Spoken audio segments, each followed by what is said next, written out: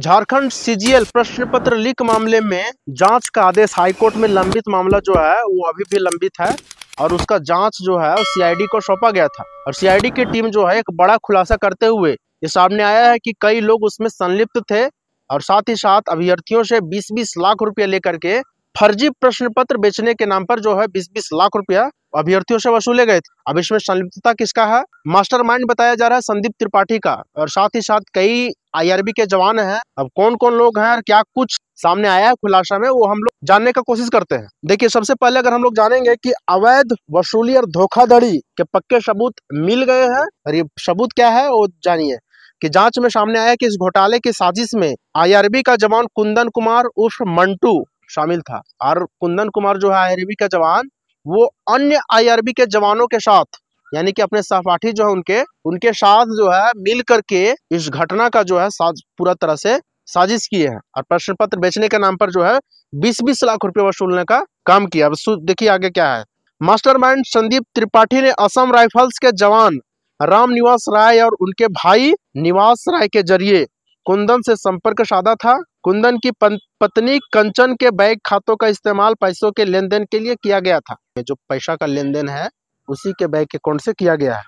अब देखिए, पैसा का लेन देन उनके पत्नी के बैंक अकाउंट से किया गया है। इन खातों का रामनिवास के भतीजे कविराज उर्फ मोटू को 2,90,000 रुपये ट्रांसफर किए गए थे इन्हीं खातों से। आगे देखिए, सीआईडी ने बताया है कि कुंदन और संदीप ने अभ्यर्थी अरविंद कुमार को मोबाइल पर धमकी देकर पैसे मांगे थे। अरविंद ने वीडियो कॉल की रिकॉर्डिंग सीआईडी को सौंपी है। आरोपियों ने उसे नेपाल के वरीगंज ले जाकर प्रश्न पत्र दिलाने का झांसा दिया था। जांच के दौरान कुंदन और कौशलेश कुमार के मोबाइल से 28 अभ्यर्थियों की सूची मिली है, और इसमें से 28 अभ्यर्थियों की सूची मिली है, इसमें से 10 अभ्यर्थी जो हैं वो सफल हो चुके हैं।